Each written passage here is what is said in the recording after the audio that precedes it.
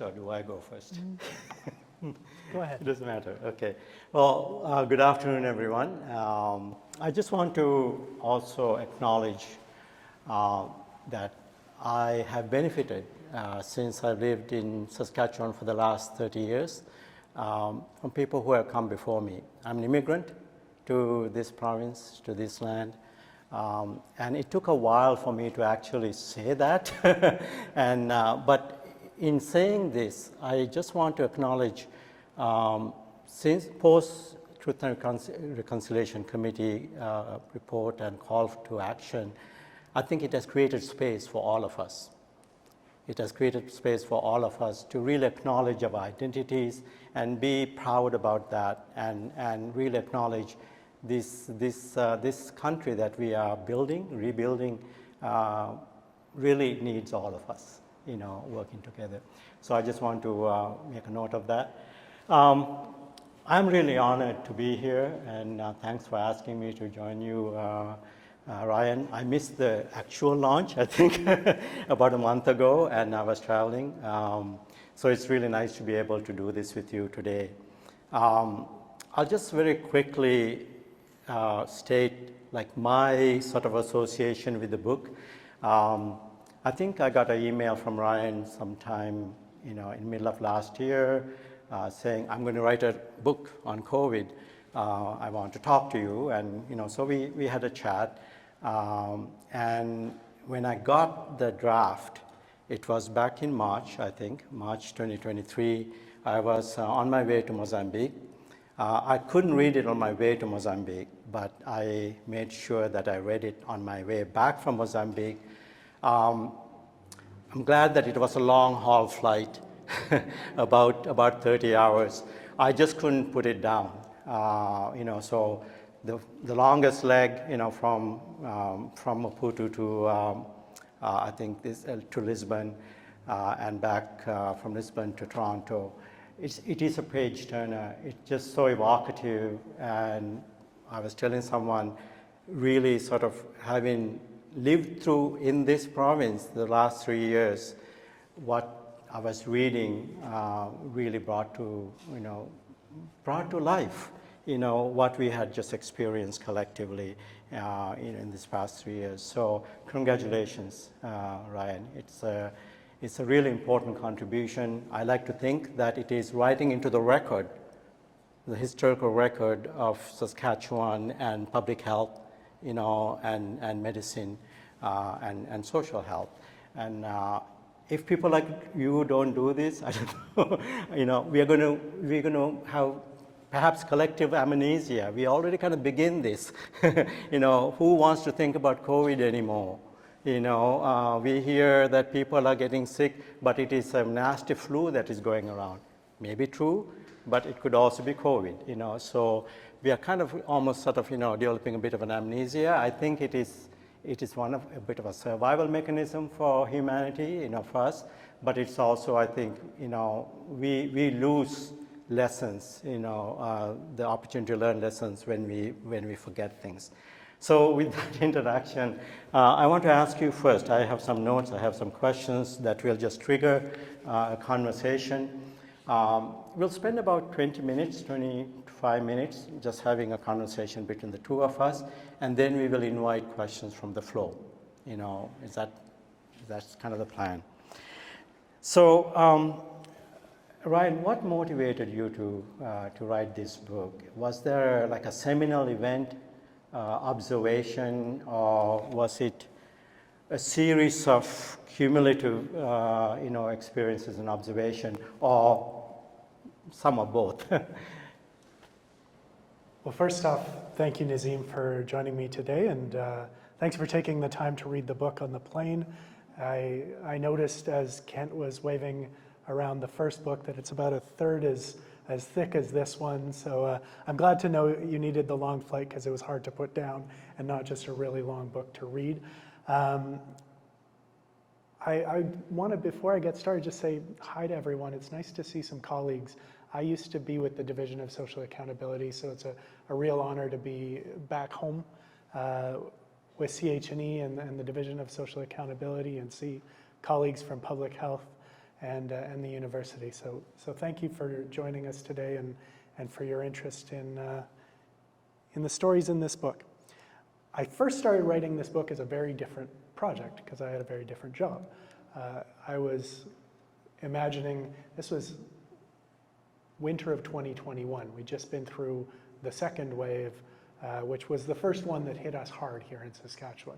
You'll remember well, you may or may not, actually. One of the things that I hear most often from people who read the book is how they turn the page and think, oh, I'd completely forgotten about that thing that we were talking about for weeks on end. And it was the same thing as I was writing it. I'd be looking back through the timelines and news stories and talking about teachers and vaccines or something like that, and realize I'd done days on end of press conferences about it, and it had completely slipped my mind because there was just so much going on at the time. But there we were, October 21, October 20, we had an election. November 2021, things started to get really bad. We had the Parkside extended care outbreak where we lost 40 seniors in one care home. We saw our numbers go from, I think it was 24 people had died in the entire time since COVID arrived by the day after the election. Within a couple of weeks, it was 10 times that many. Just suddenly ramped up. And I just felt it was really important at that time to start to track what was going on and, in my mind, write another book before the next election. Tell the story, and it would have been a very different book. The books that opposition leaders who don't want to be opposition leaders anymore write are a little different than the books that opposition leaders who want to be doctors again write. So this one, I think, ends up being perhaps a less utilitarian book, less immediately with one purpose in mind, but probably a much richer and deeper and certainly more honest and more vulnerable book. And coming out of that time in politics, so what did the book ultimately end up, what was the ultimate reason, was a transition in my life, but also a transition in all of our lives, going from that intense period of the global health emergency to now, what do we reflect on post? And I felt for me it was really important to dig into that, try to understand what I had seen from those particular vantage points, but also that it was really important for us as a province, as a country, to not give in to that post-pandemic fog and say it's over and we just want to forget about it because it was hard, and make sure that we drew out some of those really important lessons that are there for us if we're brave enough to open up that door we had hoped to have closed.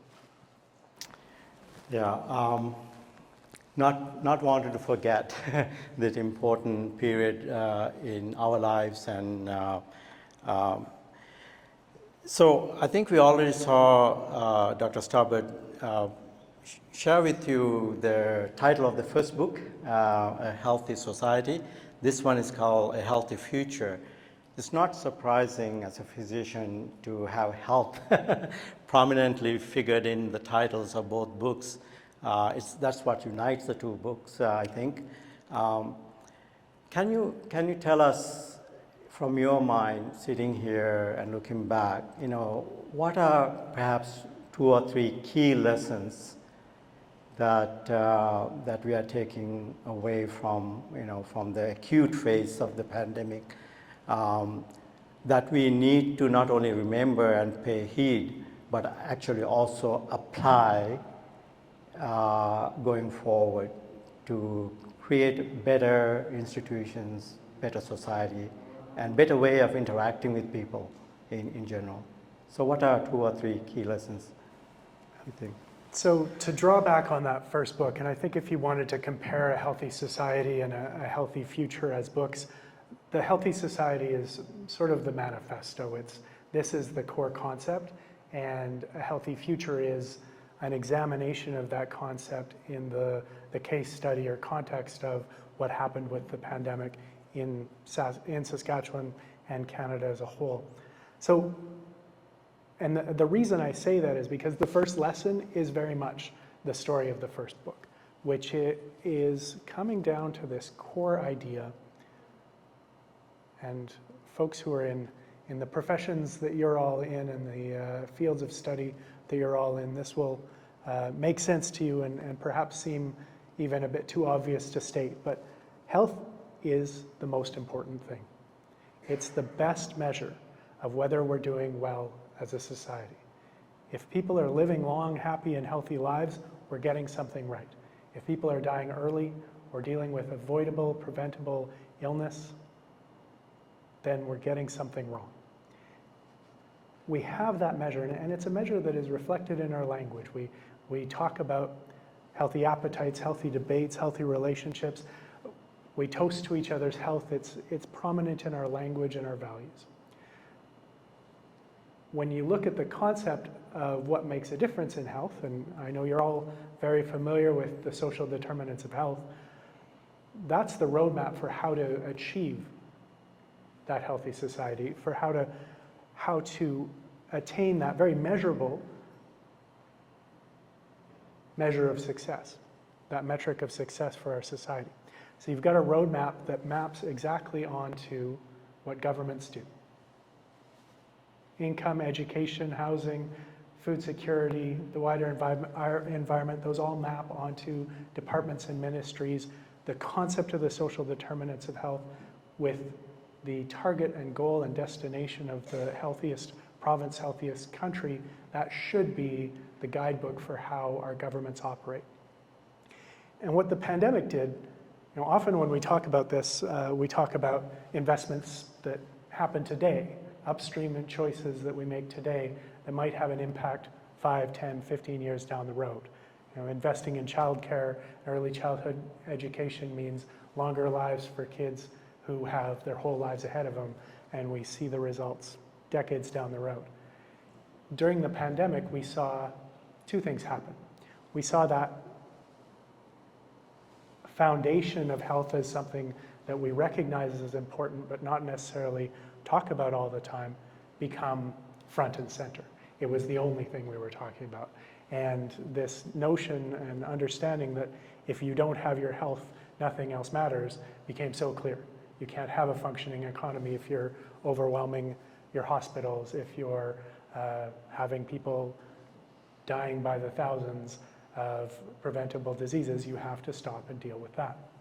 So it put into relief how important health was, but it also showed us those upstream principles at high speed. Instead of something happening today and having an effect 20 years down the road, now a decision to introduce a mask mandate or to have a vaccine promotion campaign or to stop doing those things showed up in our emergency rooms and our long-term care homes within days or weeks. The river that we talk about was moving so fast. And to me, that's a real reason to look at that time and that shared experience and say, hey, that concept of health as the most important thing and the social determinants of health as our guide, the concept of the way inequality winds up hurting people and the people who are disadvantaged socioeconomically, whether it's long-term or in the short term of a pandemic, they're the ones that get hit first and hurt the worst. These are ideas that should be reinforced and should be the principal lessons that we take from this experience. You mentioned about long-term care homes and elderly people, but you also mentioned early childhood development. The end of life, the beginning of life, the two demographic groups, I think, in a way, who were hardest hit, for different reasons and with different implications, of course. I had noted a few passages from the book that I was going to read. I think I'm going to still do that. We are talking about a book. I don't know how many of you actually have read it. There is a passage, and I think I'm going to, about Myrna Atkinson and Corey, her son story. and maybe you can touch on that, sort of as a lesson we learn in terms of how we treat elderly people, old adults, in our society, prior to their end of life, and I think that's an important lesson. The other lesson is the beginning of life, early childhood development, children. There's a passage that I'm going to read because I think it really sort of, to me, it speaks so vividly, about how this pandemic affected people and children particularly. So on page 98, Ryan writes, "Perhaps nothing has been more politicized during this pandemic than the health and well-being of children. Children's lives should never be a political football, and for that reason, I approach the subject with caution. At the same time, when kids have been caught in a world where their lives are disrupted and endangered by the action of adults, the impact of that demands examination. Perhaps when the argument comes up, won't someone think of the children? The best test of who is acting in good faith is to see who was thinking of the children all along."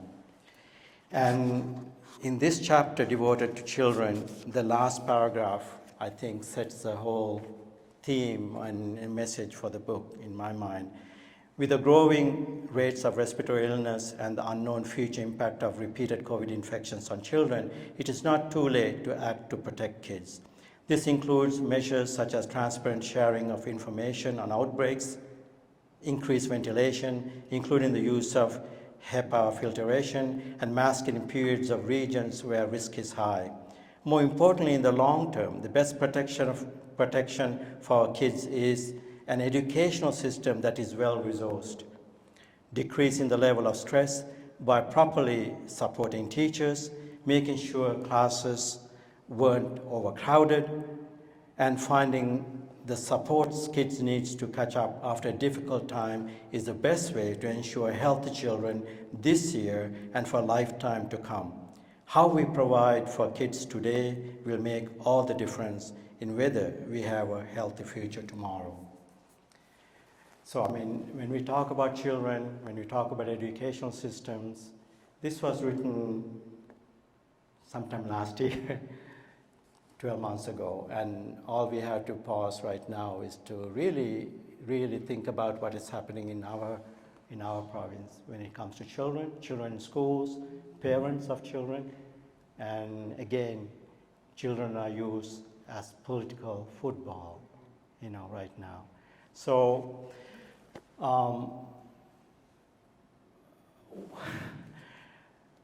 what lessons do we have here, and what do we do? Well, oh, did I manage to kill this thing? Is this on? Okay, good. There's a lot of places to go with that, and I guess that's why there's a chapter and others that talk about it. I think the first thing to say is just to remind ourselves that COVID didn't create the problems that we see in healthcare, in long-term care, in the state of homelessness in the province, in our schools. It revealed them and exacerbated them. It made things worse, but it also just made it impossible to ignore some of the problems that had been there for a long time. And when we look at our schools, that is absolutely true. For year after year, for a decade, we've seen dropping per student funding. We have seen classrooms that are more crowded, more complex, teachers that are burning out, kids that are not achieving at the same level they used to, not getting the support they need to succeed. So that was already the state beforehand. Then you add a period of being out of school. So the kids who had families that were already pretty engaged and they were doing fine, they still did fine. A couple months out of school, they were okay. The kids who were struggling, who didn't have computers at home that they could connect, who didn't have parents that were really engaged in their education, they were further behind when they went back to school. So things were even harder. The teachers were wiped out from the yo-yo of closures and different programs and demanding protections and not getting them. So you see teachers burning out. And now here we are, and I think you were alluding to this, where you've got a situation where you've got a government today who's decided that kids who are already vulnerable, kids who are questioning their gender and sexuality, changing, and are at higher risk for suicide, depression, bullying, that they're, instead of being looked at as a group that needs added support and help to figure out how to navigate that difficult period in life, is instead being used as a political wedge issue and a fundraising, hate farming issue as far as I'm concerned. I think this is very cynical and sad, because we should be approaching kids, again, not as a political football, but as our highest responsibility, to make sure that kids get support early and throughout their lives. That is the key to a healthy future. And you made some, and perhaps we'll go there next, but you made connections to seniors care and kids care. You know, we saw similar things where kids were taken away from their friend group and disconnected. We also saw families who weren't able to talk to elders and loved ones, and the isolation that played. So this was a very complex time. We had to make decisions that were hard and weigh things at a time where things were changing so quickly. And some of those, the reality is, some of those choices were not the best choices, but often it was because the only choices we had were bad ones. And so you had to make the least bad choice. And that's some of what I think digging into these stories is about, is how do you understand when you make the least bad choice, and how do you be honest with people and trust people with the truth and engage people in a comprehension of the limitations of our knowledge and our ability to make the right choices in a way that, instead of what we saw, which is turning people off and turning them towards misinformation and disinformation, instead engages people in that discussion and conversation and decision as a society as a whole. Just looking at the time, right, but 10 after 1, I'm only 1/3 of the way of the questions. But anyway, I think I'm going to just skip a few questions and go to a trust issue, the whole issue of trust and how we relate to each other. Before the pandemic, divisions and polarization within Saskatchewan began, and during the pandemic, this worsened. Trust, or lack of trust, has risen as a real issue that needs to be addressed and rebuilt in our province and elsewhere, all over the world. Why do you think trust has eroded?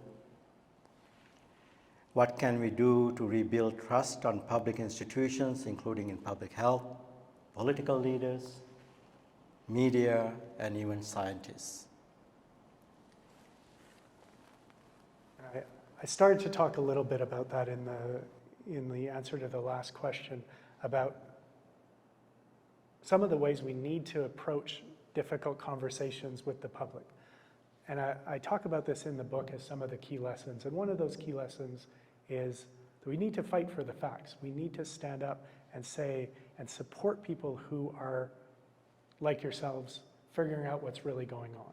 Those knowledge creators, as we say at the university, need the support to be knowledge translators, to get their message out for the facts, and recognize that that's a difficult competition, because it doesn't take, it's a lot harder to explain a true scientific understanding than it is to run with something down a YouTube rabbit hole into the fever swamps of the comment sections and get down into misinformation and sensationalism. So it's hard to fight for the facts. There are some things we can do, though, and I think it's really worth digging into what works in advocacy, and especially advocacy for good evidence. And there's a couple of things I think are worth talking about.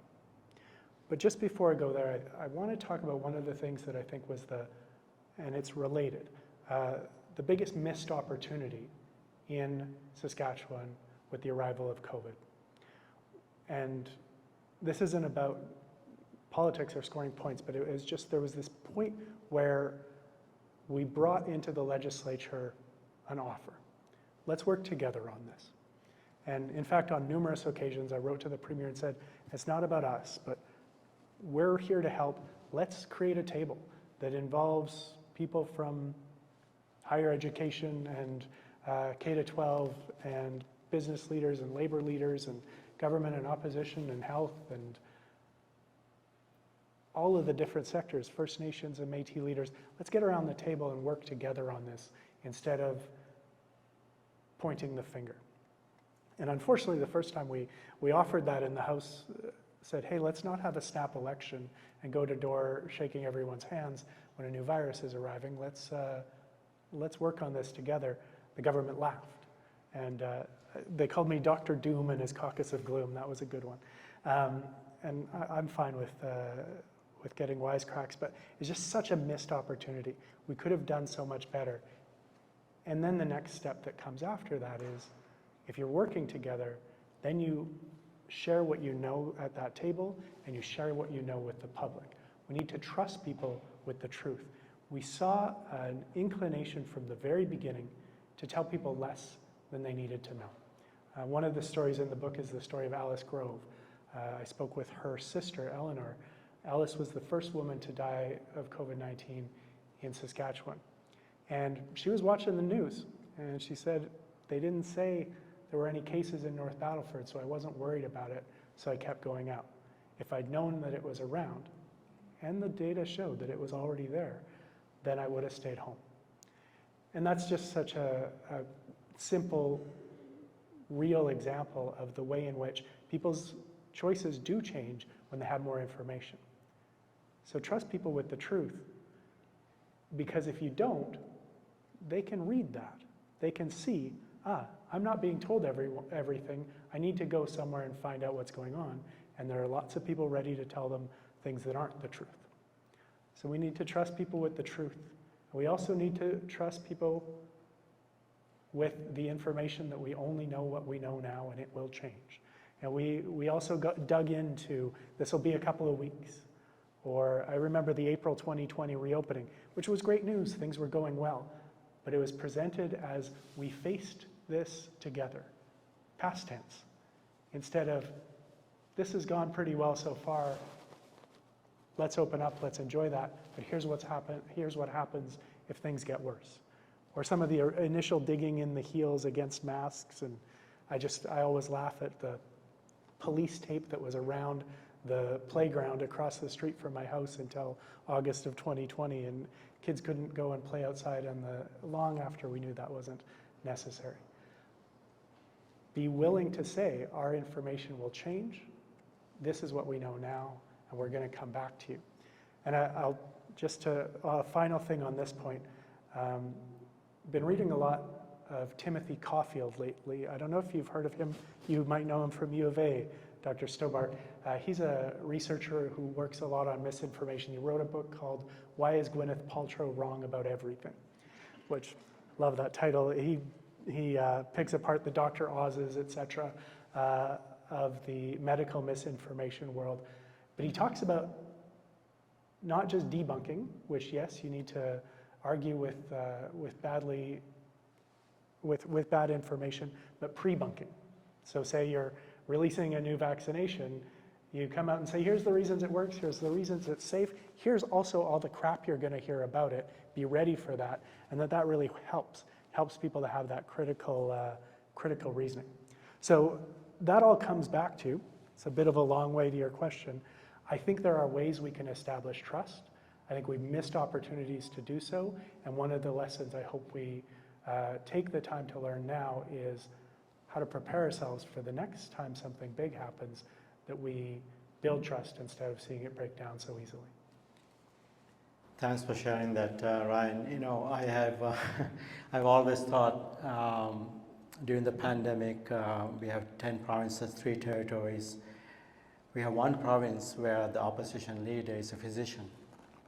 And this physician actually extended, probably literal and metaphorical hand and sort of say, let's work together. I mean, we are in a pandemic situation. I'm a physician. I think I know something about medicine and health, primary care, and was laughed out of the room and was labeled as Dr. Gloom. This is the character and this is the setting and the approach, I think that you had to put up with.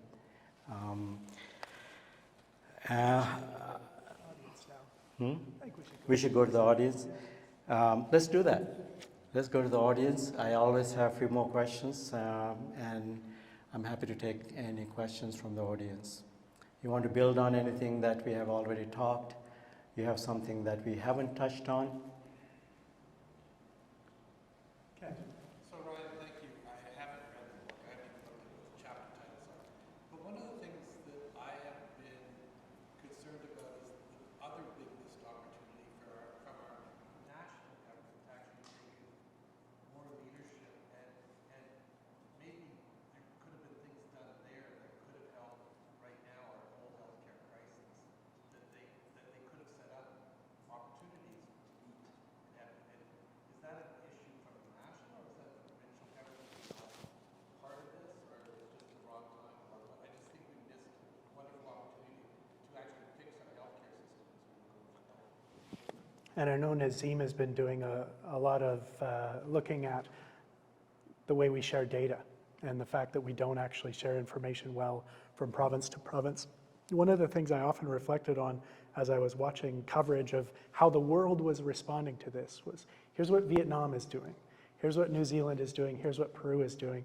You couldn't actually say, here's what Canada is doing, because BC was doing something completely different than we were doing, which is something completely different than what was going on in the Atlantic provinces. And I think that should be something we reckon with in the coming years is we don't have, we think of ourselves as having a national standard, but we don't. We have a very different approach to health province to province. And I know that's a provincial jurisdiction, but we should use this when it comes to, for example, the disasters in long-term care to establish national standards for long-term care. We should be looking at the ability to produce vaccines and drugs right here in the country instead of being so dependent on supply chains from other parts of the world and seeing rolling shortages or having to scramble to get vaccine supplies as we did. There's a lot that needs to be looked at, and I think one of the things that is missing right now and is a bit shocking, really, if we have a plane crash, if we have a cryptosporidium outbreak in water, we have an inquiry about it. Thousands, tens of thousands of people died across the country, and it's just like people have decided to move on and forget about it. I'm all for, there's been an argument for COVID amnesty, to not be too hard on people because it was actually really difficult to make good decisions. And I'm okay with that, but I'm not okay with COVID amnesia. I think we need to open that up. And that was what you haven't read, you don't know how the chapters work, is what I tried to do with the chapters is go, it's actually wave by wave, and just walk us through. What were the big things that happened? And for me, it was extremely therapeutic, because it helped me to take that fog and order it, and then pull some things out of it. I hope that that will be helpful for people who read this book, but I think we need to do that at a national level and really ask ourselves, what are the hard questions that were posed by this experience, and how do we respond to them? And each chapter begins with a little bit of numbers, stats, which actually really sets the context in numbers, and then of course stories follow, stories about people, about families, and so on. I think one of the questions I was going to ask you, and I think you sort of answered, but I'll just say, so we need a COVID inquiry. And I think you've been talking about that in terms of the provincial, kind of scale. But, people have been asking for that. The voices have quietened in the last month or so, but back in August, when BMJ published a series of articles, basically sort of analyzing how Canada did. There was a really call for a national inquiry. Yeah, Want to speak to huge that? missed opportunity, and I think we should be digging into what each province did because it has been so different, but really take that out of the hands of political parties and partisan sniping, get an expert panel, get some people who, a la the David Naylor-led SARS review in 2003 that led to the establishment of the Public Health Agency of Canada. Let's dig into this, learn the lessons in a evidence-based, objective fashion so that we don't repeat the same mistakes. Peter. Sylvia. Hi, I also haven't read your book, Brian, but thank you very much for your presentation.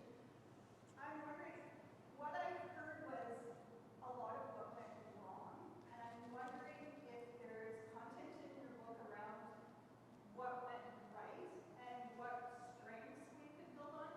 I'm thinking the case in Saskatchewan where communities came together to cope with that outbreak in the Northwest, that Yeah. serious outbreak.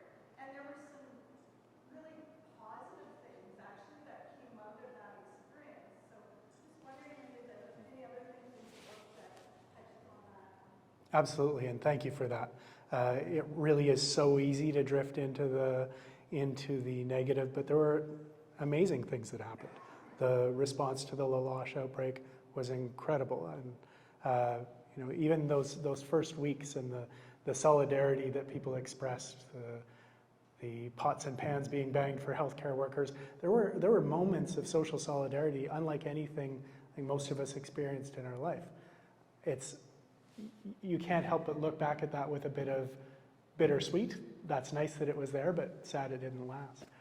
But I also think of things like the incredible work that the SHA did and the way that healthcare providers stepped up.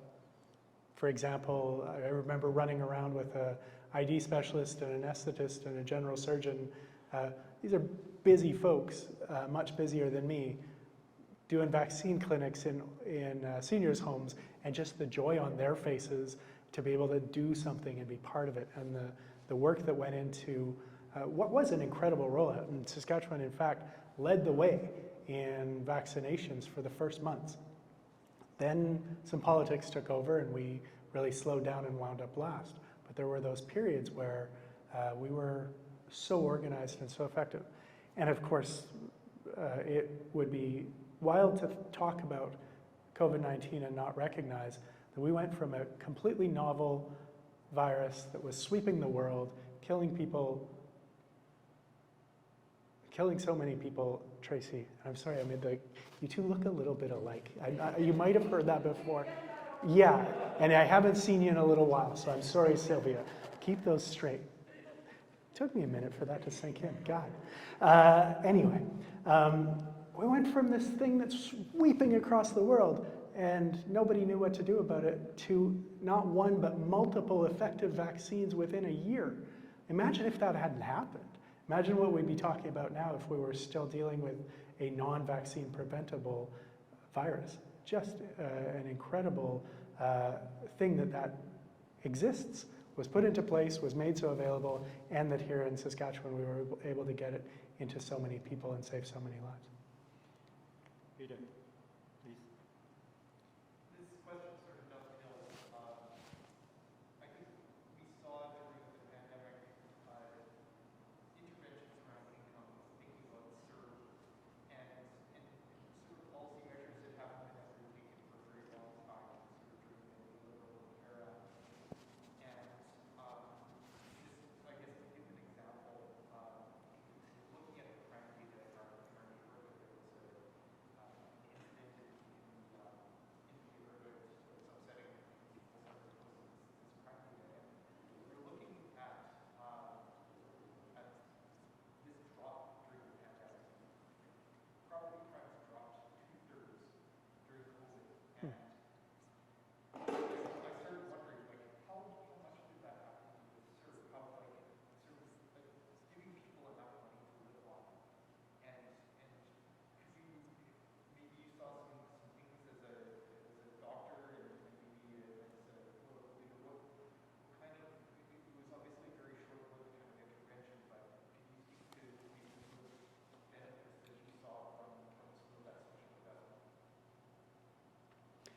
That's a really good example of the other side of what went well.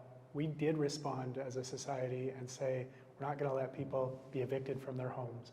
We're not going to let people's businesses shut down and be unable to pay their employees. We're not going to let people just go hungry because they can't work right now.